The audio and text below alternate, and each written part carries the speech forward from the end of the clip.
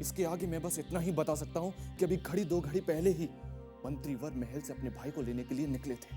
इससे भी अधिक प्रसन्नता तुम्हें तब होगी जब हम उस शत्रु का शीश उड़ा देंगे जिसने परमवीर सिंह को बंधक बनाया था। तुम जन्म से बुरे नहीं हो, किंतु लालच ने तुम्हें शत्रुओं के पाले में भेज दिया था।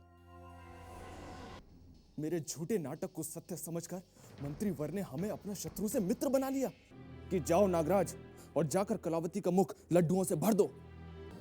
यदि उस समय हम साहस कर उनके सामने आ जाते तो अवश्य कोई परिणाम निकल जाता। अब तुम इस योनि से कभी भी मुक्ति नहीं पा सकोगे। सावित्री, तुम उस पाखंडी से अच्छाई की आशा कैसे कर सकती हो?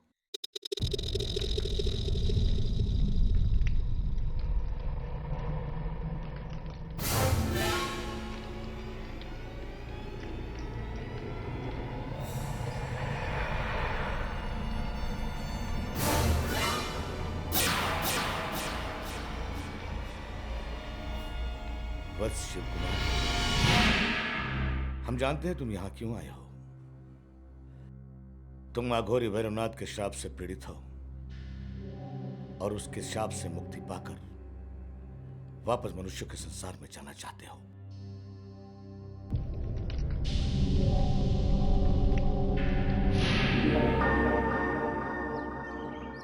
आप तो अंतर्यामी हैं महर्षि जी, बिना बताए ही सब कुछ जान गए। महर्षि जी, मैं और मेरा परिवार सर्प योनि के अभिशाप के कारण बहुत कष्ट उठा रहे हैं। इस मायावी जंगल में केवल आप ही हैं जो हमें उस कष्ट से मुक्ति दिला सकते हैं। महर्षि जी, कोई मार्ग दिखाइए। मनुष्य योनि में जाने के पश्चात मैं और मेरा परिवार जीवन भर आपकी पूजा करेंगे। बस तुम समय बीतने के पश्चात मिले हो और यही तुम्हारा दुर्भाग्य है।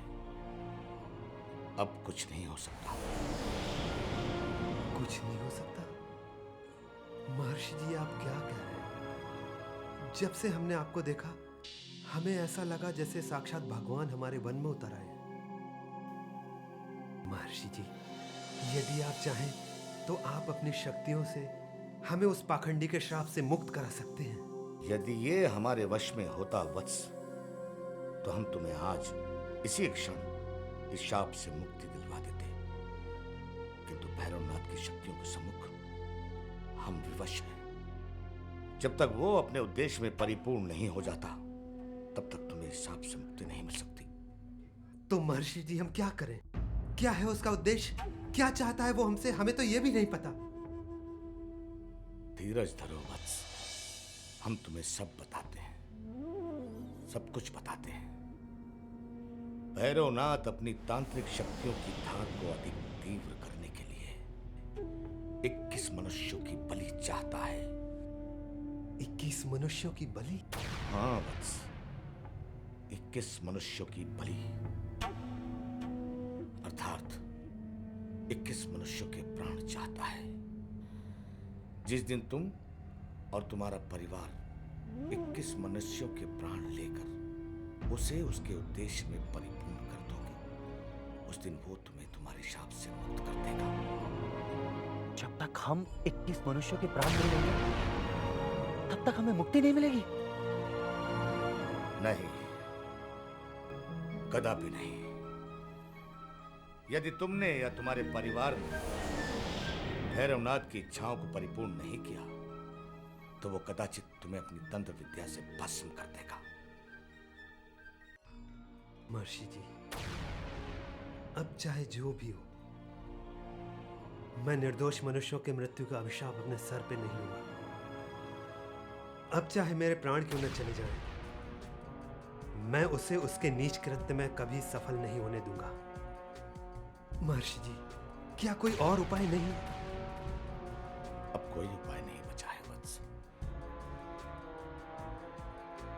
क्योंकि 21 मनुष्यों की बलि के पश्चात भैरवनाथ अकेला रूपनगर का सम्राट बनना चाहता है।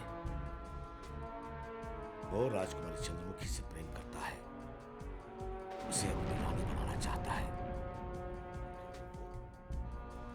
अब जब तक तुम 21 मनुष्यों को शव में परिवर्तित नहीं करते, तुम्हारी मुक्ति असंभव है। अब 21 मनुष्यों के प्राण ही तुम्हें इस श्राप से मुक्ति दिला सकते हैं, अन्यथा तुम्हारा भाग्य कोई नहीं बदल सकता। महर्षि जी, हमारा भाग्य बदले या ना बदले, किंतु मैं उस पापी का भाग्य अवश्य बदल दूंगा। उसे उसके उद्देश्य में सफल नहीं होने दूंगा मैं। ये मेरी प्रतिज्ञा है। महर्षि जी, मुझे आज्ञा दीजिए।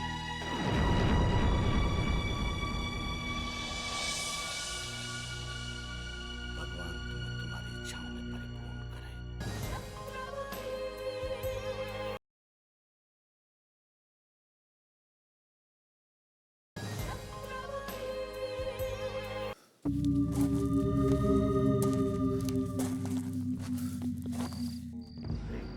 क्लीं फट काल भैवाय नमः। अघोरी भैरवनाथ, ओ रिंग क्लीं फट काल भैवाय नमः।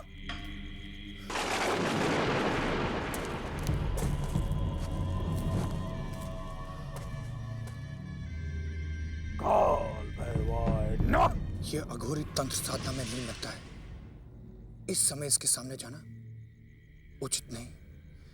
पता नहीं क्रोध में आके हमें कौन सा श्राप दे दे, कुछ कह नहीं सकते। जो ओ रिंग क्लीं फट कंगालाय नमः।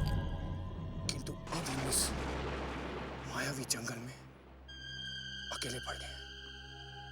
बिना किसी मनुष्य की सहायता के हम यहाँ से बाहर नहीं निकल सकते। ओ रिंग यदि ये अघोरी हमारी सहायता करते हैं तो हम इस मायावी जंगल से छुटकारा पा सकते हैं। धूर्ताय नमः। किंतु भाई, यदि ये अघोरी क्रोधित हो गया तो हमें अपना सारा जीवन इनकी पराधीनता में बिताना होगा। क्या करें?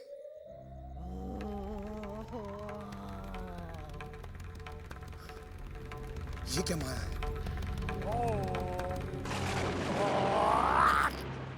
हे महाकाल, सरकटा मनुष्य इनके सामने जाकर क्यों खड़ा हो गया? बादल सिंह क्यों आया है यहाँ? क्या तुझे आभास नहीं कि हम तंत्र साधना में लीन हैं? मुझे मेरा शीश लौटा दो भैरवनाथ। महीनों से मैं अपने मस्तक की खोज में सारा जंगल भटक आया हूँ, किंतु कहीं भी मुझे मेरा मस्तक दिखाई नहीं दिया।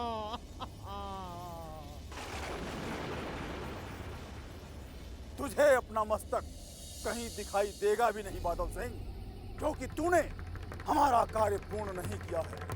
और जब तक तू मनुष्यों को ढूंढ कर हमारे समक्ष प्रस्तुत नहीं करेगा, तब तक तुझे यूं ही मस्तक विहीन जीवन व्यतीत करना होगा। इतना कठिन दंड मत दीजिए महातांत्रिक। मैंने सारा जंगल छान मारा, किंतु कहीं भी मनुष्य दिखाई नहीं देता। मस्तक के बिना मन की आंखों से मैं कहाँ इस घने जंगल में मनुष्य को खोजूं? मैं बहुत थक गया हूँ। यहाँ मनुष्य तो क्या, पशु पक्षियों को मिलना भी असंभव प्रतीत हो रहा है। संभव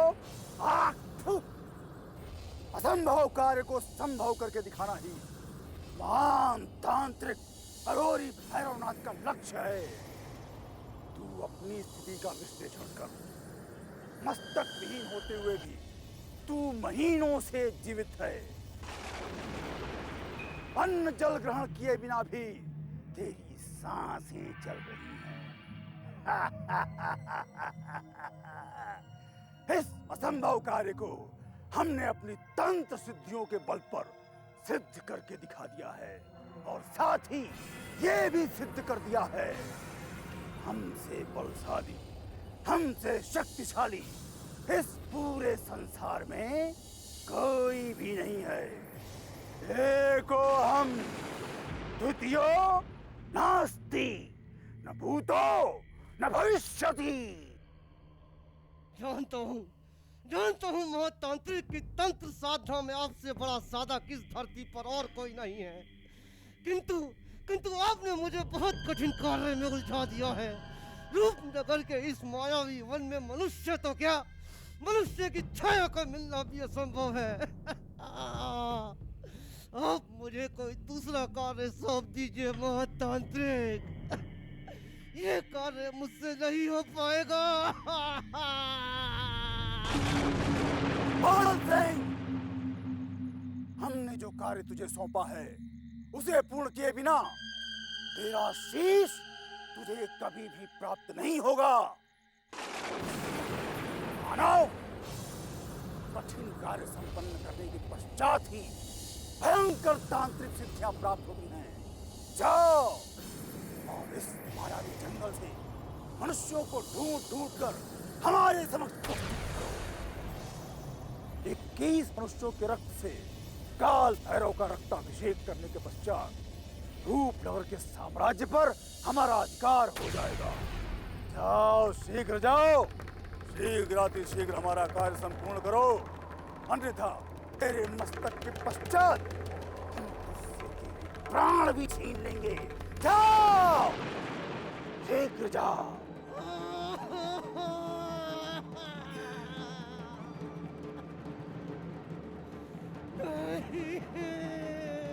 Oh! What? Oh! No! Oh!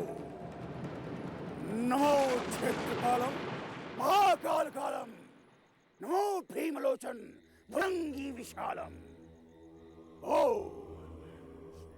कालाय नमः। ओ क्लीं क्लीं फट धूर्ताय नमः। जुजो, इस तांत्रिक के सामने ना जाकर हमने बहुत ही अच्छा किया। ये दुष्ट अपने सिवा किसी और का भला नहीं सोच सकता। इसे किसी भी परिस्थिति में मनुष्य चाहिए। सर कटे मनुष्य और नाग नागिन को विवश होकर इसके सामने मनुष्य को लाना होगा। न जाने इस मायावी जंगल में कितने और राक्षस घूम रहे हैं जो मनुष्यों का भक्षण करते हैं। पर हम इतना जरूर समझ गए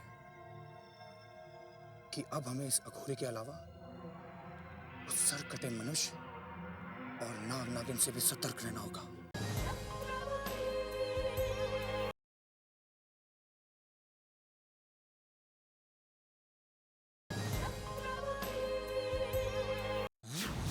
सावित्री,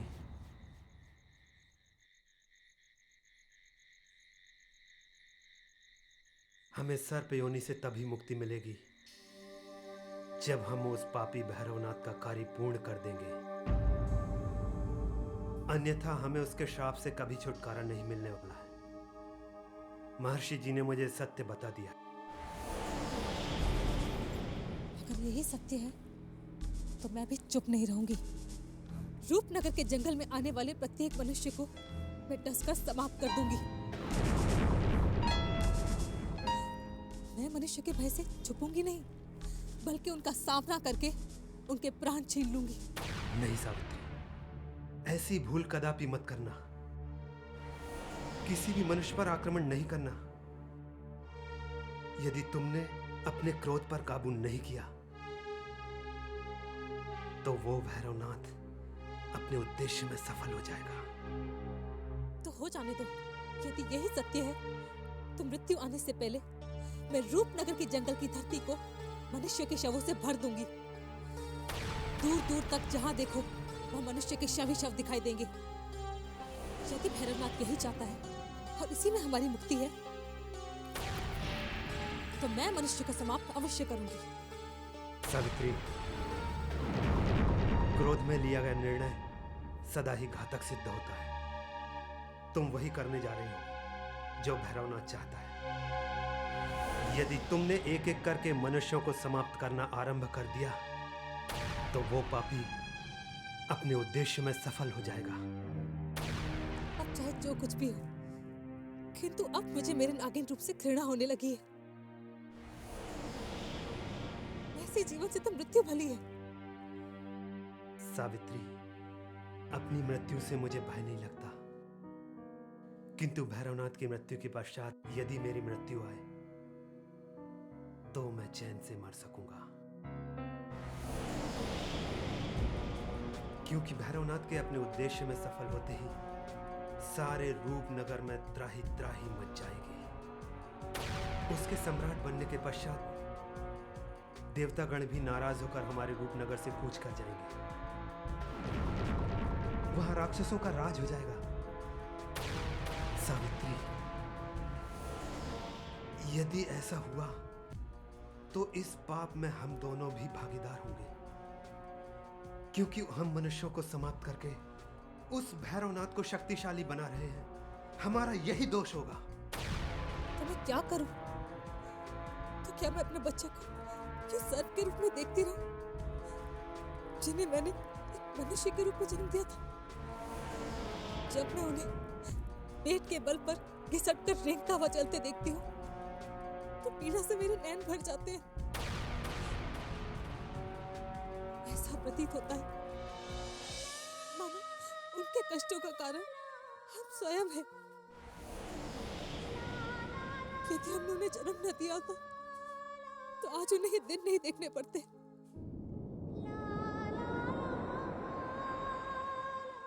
सावित्री, अपने आप को कोसने का कोई फायदा नहीं है। ऊपर वाले के घर देर है लेकिन अंधेर नहीं।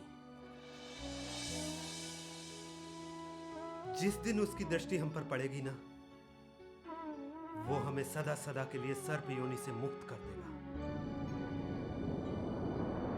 किंतु हां सावित्री, हम दोनों को इस बात का ध्यान रखना है कि भूल से भी हम कोई ऐसा कार्य न करें कि वो दुष्ट तांत्रिक भैरवनाथ को कोई सिद्धि प्राप्त हो जाए। सावित्री, राजकुमारी चंद्रमुखी की ओर वो अपने नेत्र उठाने का साहस कर सकता है उस सिद्धि प्राप्त होने के पश्चात। चलो, अब हम लोग चलते हैं।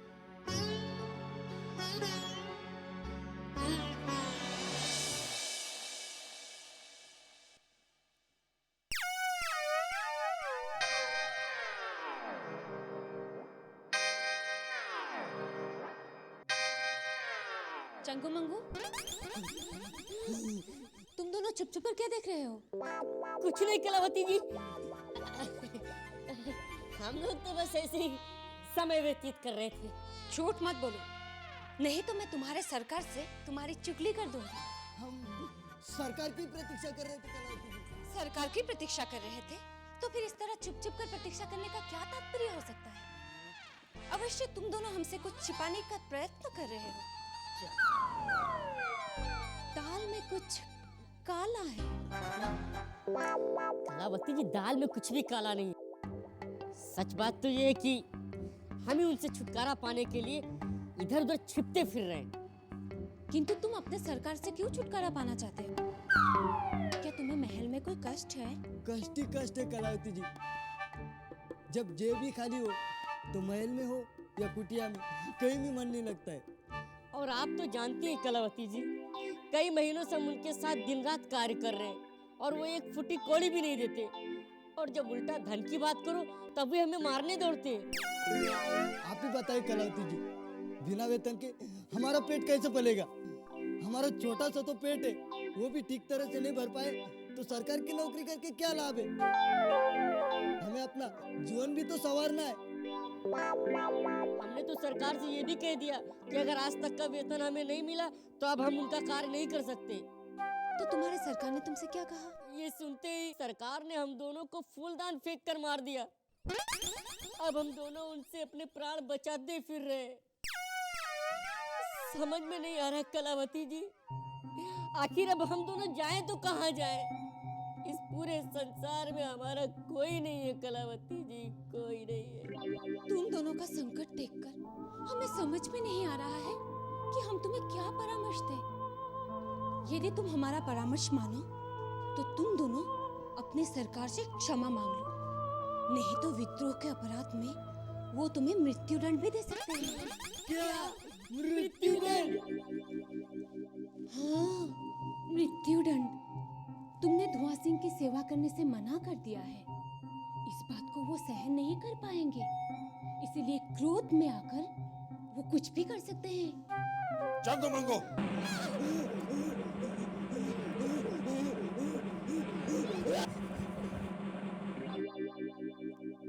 अच्छा, तो वो मिट्टी का शेर उधर से डा रहा है।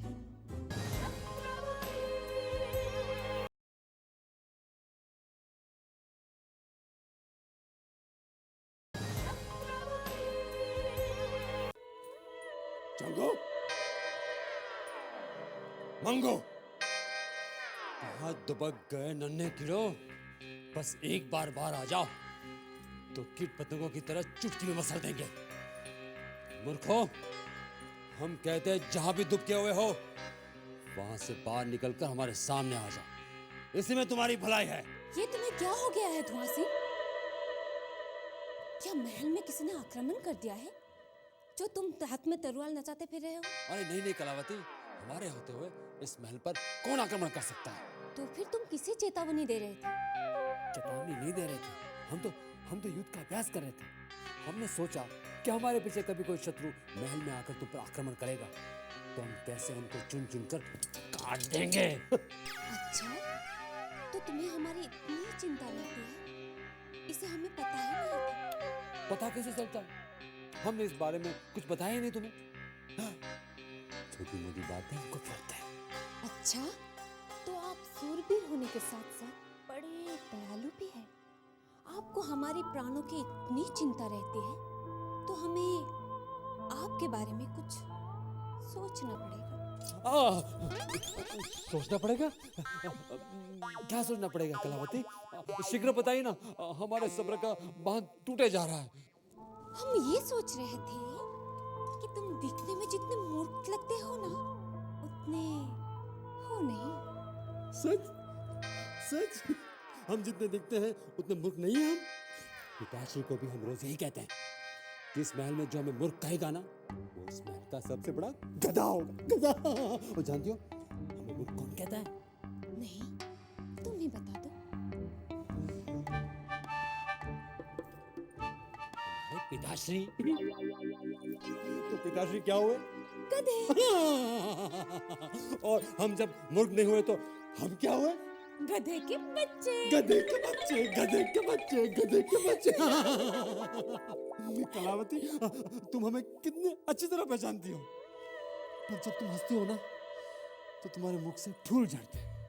वादा करो सदा हमारे सामने तुम हंसती रहोगी, नहीं तो हम टूट जाएंगे। तुम हमसे रूठो या ना रूठो, किंतु बेचारे तुम्हारे दोनों सेवक तुमसे रूठ गए हैं। हमारे सेवक? वो चंगू मंगू की बात कर रही हो?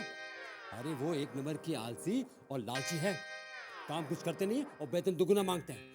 तुम उनके मुंह नहीं लगना, नहीं तो तुमसे भी उधार मांगने लगेंगे। किंतु वो दोनों तो कह रहे हैं कि तुम उन्हें वेतन के नाम पर कभी एक फूटी कौड़ी भी नहीं देते और ऊपर से उनसे उधार मांगते रहते हो। क्या? इसका मतलब ये हुआ कि वो लालची के साथ साथ झूठे भी हैं।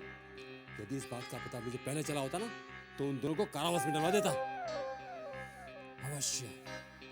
अवश्य उन दोनों पिल्लों को कोई हमारा शत्रु भड़का रहा है ताकि हमारी बदनामी हो और हमें नीचा देखे। धुआं सिंह मक्कार भी बहुत है, अपना सारा दोष बेचारे उन दोनों बौने के ऊपर डालकर स्वयं को अच्छा दिखाने का नाटक कर रहा है। किस सोच में डूब गई कलावती? हम ये सोच रहे थे कि महल में तुम्हारा ऐसा कौन सा शत्रु होगा जो तुम्हें नीचा दिखाना चाहता हो। हमें अभी रणबीर सिंह और उसके भाई परमवीर सिंह पर संदेह है। वो हम दोनों को बातें करते देखकर बहुत चलते हैं, इसलिए हमें नीचा दिखाने के लिए रणबीर सिंह और उसके भाई ने षड्यंत्र रचा है। सूर्य प्रताप और विजेंद्र प्रताप सिंह हमारे जाल में फंसकर फिर से हमारे बंदी बना लिए जाएंगे। इसकी पूरी योजना हमने तैयार कर ली है। कैसी योजना भाई जी? शीघ्र बताइए, हम उन दोनों भाइयों को पकड़कर उनका सिर कुचल देंगे। बदले की भावना से उत्तेजित होना ठीक नहीं है परमवीर। हम जानते हैं विजेंद्र प्रताप सिंह ने हमारी कारागार से भागकर हमें जो पीड़ा पहुंचाई है उसका दर्द तुम्हें हो रहा है।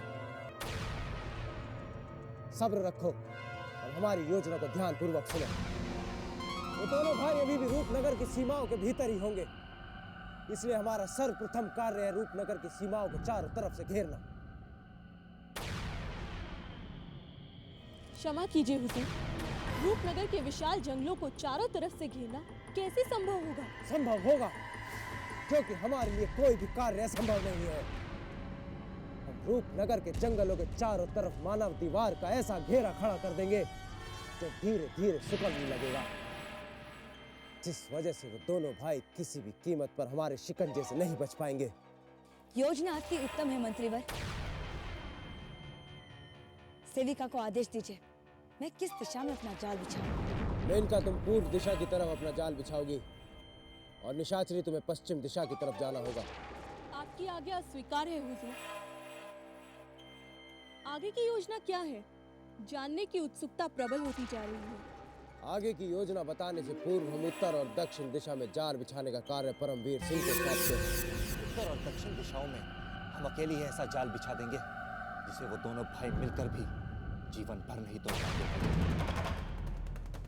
परमवीर, इस बार लोहा सिंह भी तुम्हारे साथ जाएगा, क्योंकि वही हमारा सबसे शक्तिशाली और भरोसेमंद सेवक है,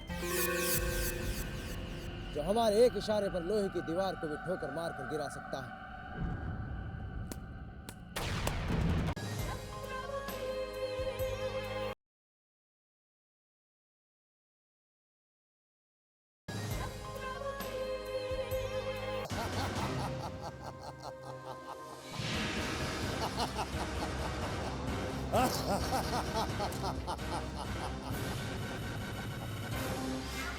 लोहा सिंह नाम है मेरा, लोहा लेना काम है मेरा। आज्ञा दिनदाता, क्या इस बार जंगल के वृक्षों को उखाड़ के आपके लिए आखेट का मार्ग बना दूं, या पिछली बार की तरह किसी उन्मत्त हाथी को अपने मुक्के के एक ही प्रहार से सदैव के लिए शांत कर दूं? नहीं लोहा सिंह, इस बार तुम्हें केवल हमारे छोटे भाई के साथ रहना है, उसका साया बनकर उसका साथ देना है। यदि वायु भी हमारे भाई को क्षति पहुंचाना चाहे तो तुम्हें वायु का भी मार्ग बदल देना है। आपकी आज्ञा शोधार्य अन्नदाता। मैं आपको विश्वास दिलाता हूं अन्नदाता, यदि यमराज भी युवराज परमवीर के समीप से गुजरने का प्रयास करेगा तो ये लोहा सिंह उस यमराज का भी वध कर देगा। हमें तुमसे यही आशा थी लोहा सिंह, हमारी चिंता दूर हुई, किंतु याद रहे योजना के अनुसार उन दोनों भाइयों से कोई अकेला नहीं मिलेगा, सब घेरा बनाकर ही उन्हें बंदी बनाएंगे। यदि उन दोनों भाइयों ने हमारा घेरा तोड़कर भागने का प्रयत्न किया तो उन दोनों का रक्त रूपनगर के जंगलों में बहा देना, ताकि रूपनगर के मायावी पेड़ पौधे अपनी प्यास बुझा सकें। भाई जी, हमें आशीर्वाद दीजिए। अब हम महल में तभी लौटेंगे जब ये दोनों भाई हमारे साथ जीवित या मृत्यु अवस्था में होंगे। उठो परमवीर, तुम्हारी मनोकामना पूर्ण हो। हमें उम्मीद है तुम और लोहा सिंह अपना कार्य पूर्ण कर कर ही लौटोगे, और हमें प्रसन्नता इस बात की है कि हमारी इस गुप्त योजना को महल तक पहुंचाने वाला कोई नहीं। चलते हैं।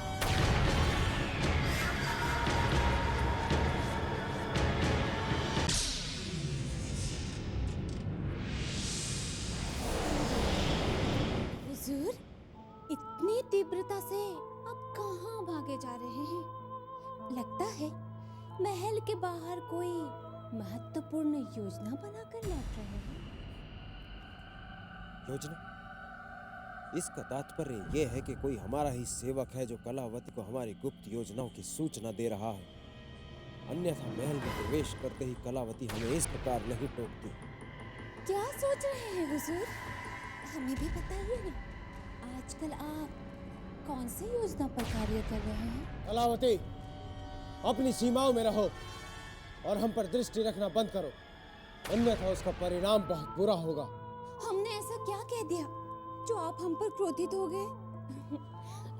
हम तो आपका हालचाल पूछ रहे थे हुजूर। हम अच्छी तरह जानते हैं तुम क्या जानना चाहती हो। जिसके बलबूते पर तुम इतना इतरा रही हो कलावती, हम उसे कहीं का नहीं रहने देंगे। समय आने पर हम उसे मृत्यु की निंद्रा सुला देंगे। ये आप क्या कह रहे हैं हुजूर? छोटी सी बात पर आपने मरने मारने का निर्णय ले लिया। हम तो आपके योजना के बारे में ऐसे ही कह रहे थे, लेकिन अब हमें पता चला है कि आप सच में कोई योजना बना के आ रहे हैं। कैसी योजना? हमें लगता है आपके सारे बंदी युवराजों में से विजेंद्र प्रताप सिंह जो आपके कारागार से भाग निकला है, उसे वापस पकड़ने की नई योजना बनाकर तो नहीं लौट रहे हैं। कौन है वो जो रणवीर सिंह के विरुद्ध ऐसी घटिया चालें चल रहा है? आजकल आप बात बात पर शीघ्र ही क्रोधित हो जाते हैं। पहले हमारी बात तो पूरी हो जाने दीजिए। तो ध्यान से सुनिए, आजकल महल में ये भी चर्चा हो रही है कि आपकी गुप्त योजना का समाचार शीघ्र ही महाराज के कानों तक भी पहुंचने वाला है। जरा संभाल कर रहना हुजूर, क्योंकि महल में आपके मित्र कम और शत्रु ज्यादा हैं। कलावती, हम सब जानते हैं कौन हमारा है और कौन पराया। तो अभी हम समय की चाल को देखकर चुप बैठे हैं। समय अनुकूल आ जाने दो, फिर देखना हम हमारे सारे शत्रुओं को एक साथ ही समाप्त कर देंगे। किंतु अब तुम हमें यह भी बता दो कि वो कौन है जो महल में हमारे विरुद्ध ऐसी घटिया चालें चल रहा है। समय आने पर यह भी पता चल जाएगा हुजूर। किंतु इस समय हम किसी की बुराई नहीं कर सकते। क्या पता वो सच कह रहा है या आप। हमें लगता है दाल में कुछ काला है। नहीं तो आपके चेहरे पे ये घबराहट की लकीरें नहीं दिखाई पड़ती। संभल कर रहना हुजूर, हम चलते हैं।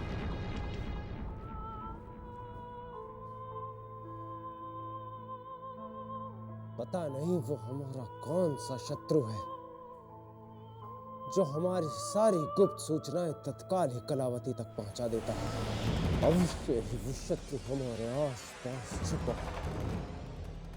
किंतु हमारी दृष्टि उसे पहचान नहीं पाती। बस एक बार हमें उसका पता चल जाए तो उसके साथ साथ हम कलावती को भी चिर निंद्रा सुला दें।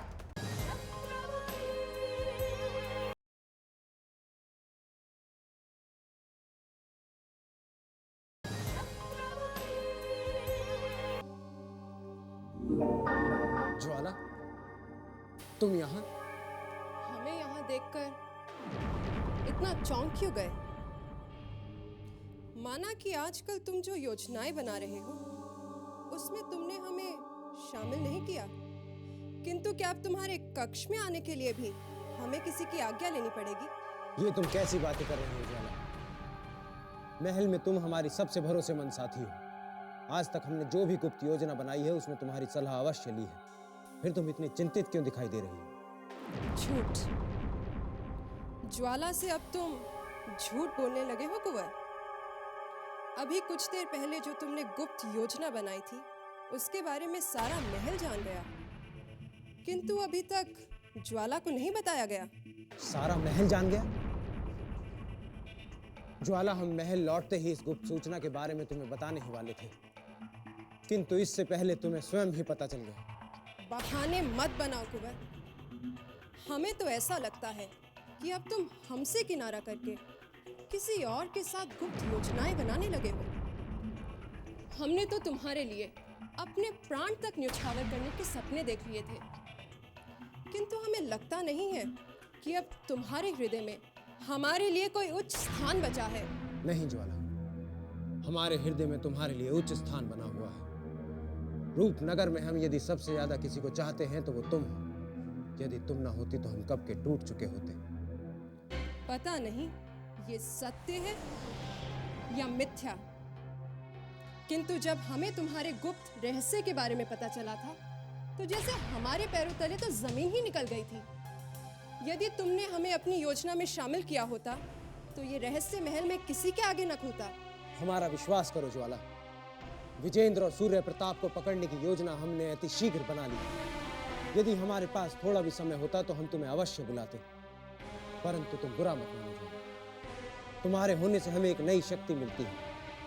देखना, जैसे ही इस महल की बागडोर हमारे हाथों में आ जाएगी, हम तुम्हें महामंत्री का पद देंगे। हमें चिंता अपने पद की नहीं है, तुम्हारे प्राण और अधिकारों की है। यदि हमें पद का ही लालच होता तो हमने तुम्हारे स्थान पर तुम्हारे शत्रुओं का साथ दिया होता, किंतु ज्वाला ने सदैव तुम पर भरोसा किया है। तुम्हें तुम्हारे भरोसे का फल अति शीघ्र मिलेगा ज्वाला। बस तुम इन छोटी छोटी बातों पर ध्यान देना छोड़ दो। हमारी समझ में नहीं आ रहा है कि वो कौन सा द्रोही है जो हमारे समाचार लाकर महल में दे रहा है। बस तुम उस द्रोही का पता लगाओ, फिर देखना हम उसे ऐसे तड़पा तड़पा कर मारेंगे कि कोई भी हमारे विरुद्ध मुंह खोलने का साहस नहीं करेगा।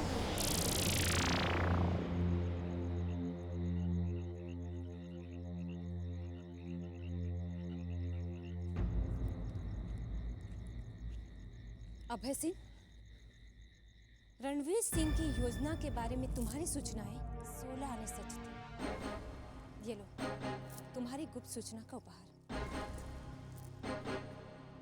यदि आप मुझे इसी तरह उपहार देकर प्रसन्न करती रही तो गुप्त सूचना तो क्या, मैं उस रणवीर सिंह का गला काटकर उसका मस्तक आपके चरणों में रख सकता हूँ। समय आने पर हम तुम्हें इसका आदेश भी देंगे, किंतु इस समय तुम्हें रणवीर सिंह की अधिक से अधिक गुप्त सूचनाओं को जुटाना है।